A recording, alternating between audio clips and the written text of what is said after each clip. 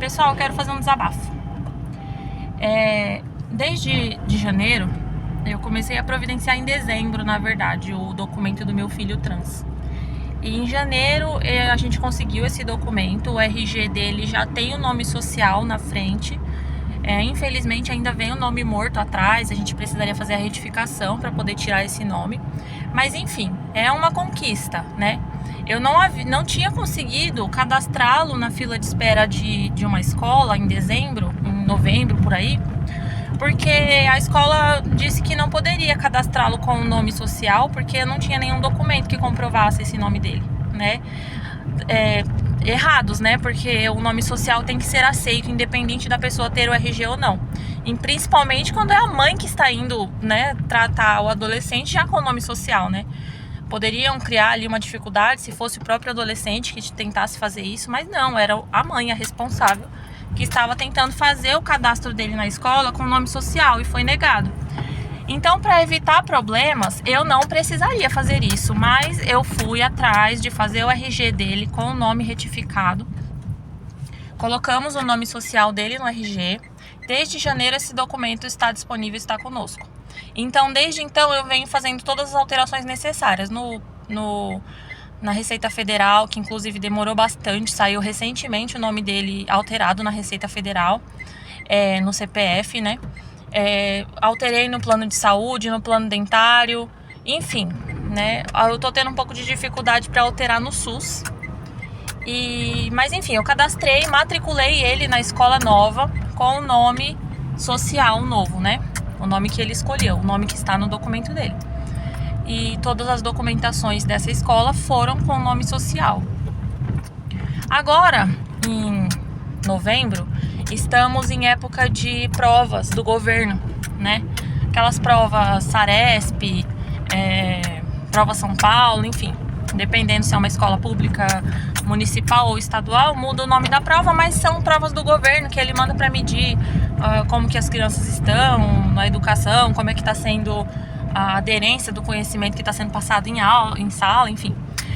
E aí, o meu filho está afastado da escola, né? Ele praticamente não frequentou esse ano, frequentou pouquíssimo tempo. Uma complicação ali na saúde mental dele e ele está afastado. Mas essa prova ele precisou ir fazer. Eu perguntei na coordenação e ele precisou ir fazer essa prova. Qual foi a minha surpresa quando ele me manda mensagem mostrando a tela da prova, né? Que ele precisava de um código. O professor dava esse código para ele, o professor que estava em sala daria esse código para ele poder acessar o sistema e fazer a prova. Até o momento só o sistema, a telinha principal abria, mas a prova não estava liberada, né? Mas quando você abre, tá lá, aparece o RA do aluno e o nome do aluno. Qual foi a nossa surpresa quando apareceu o nome morto dele, bem grandão na tela. Ele ficou muito chateado, muito chateado. E aí ele foi falar pro professor, né, que tava estranho, aquele nome ali não era o nome dele.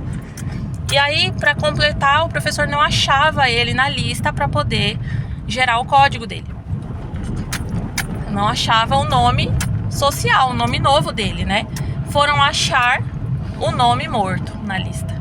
E nisso, todo mundo ficou olhando, todo mundo ficou reparando, porque ele era o único que não estava na lista, né? Sem contar que teve toda aquela situação, né? Aquela comoção, porque ele não ia para a escola há meses, e aí do nada ele aparece.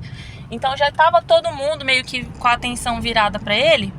E aí aconteceu isso.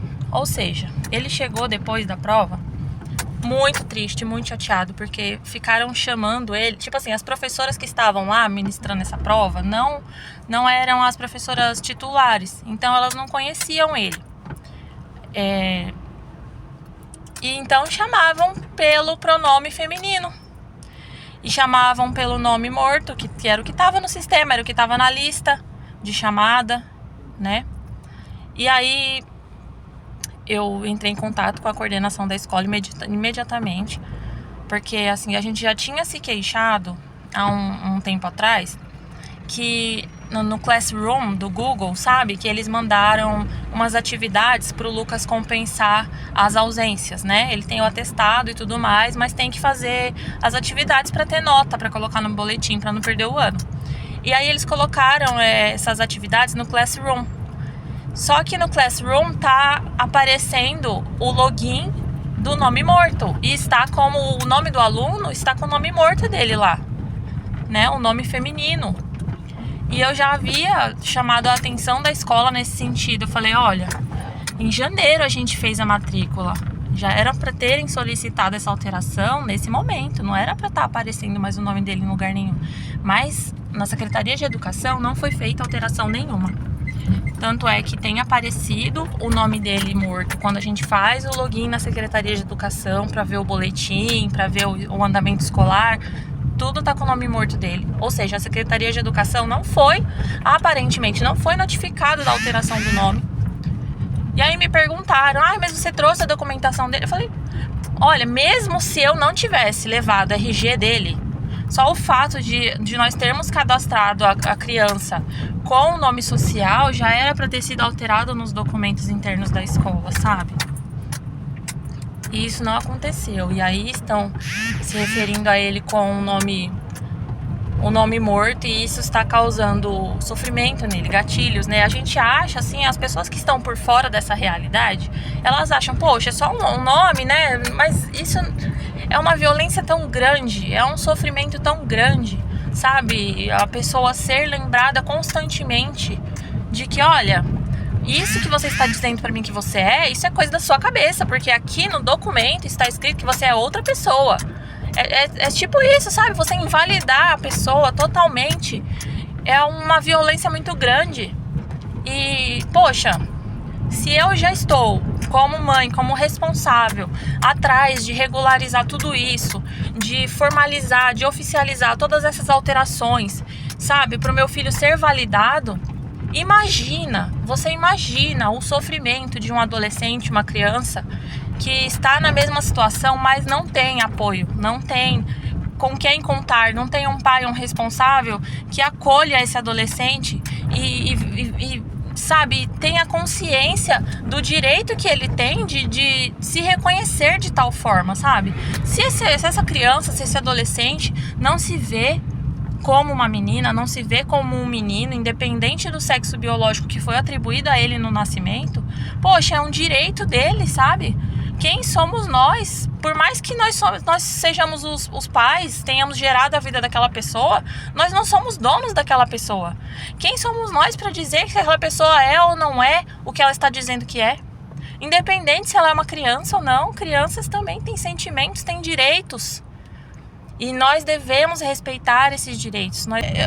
Deus colocou essa pessoa, esse ser na nossa vida para nós termos essa responsabilidade com ele. Um sofrimento tão grande assim não deveria ter na vida de uma criança. Não deveria. Mas nós, como pais e responsáveis, nós temos o dever, a obrigação de passar por isso junto com essa criança. Não fazer com que o sofrimento dela aumente. Então, pessoal, vamos nos conscientizar. Vamos ter essa responsabilidade que não é, sabe, uma coisa de criança. Não é uma coisa da modinha. As crianças sabem também quem são. Foi só um desabafo, gente. Foi só um desabafo. A gente tá tentando resolver a situação com a escola. E eu espero que dê tudo certo. A escola sempre foi muito solícita, muito respeitosa com relação a tudo isso, toda essa questão da transição de gênero do meu filho. Desde o momento da matrícula, todo o momento onde ele teve esse momento difícil na saúde mental dele, o afastamento. Eu tô tendo um suporte muito bom dessa escola. Então, de forma alguma, eu acho que foi intencional, sabe?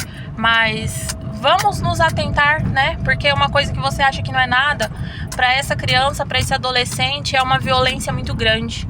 E isso pode causar um gatilho tão forte que essa pessoa pode tentar tirar a própria vida. Por uma coisa que as pessoas acham que não é nada, que é banal.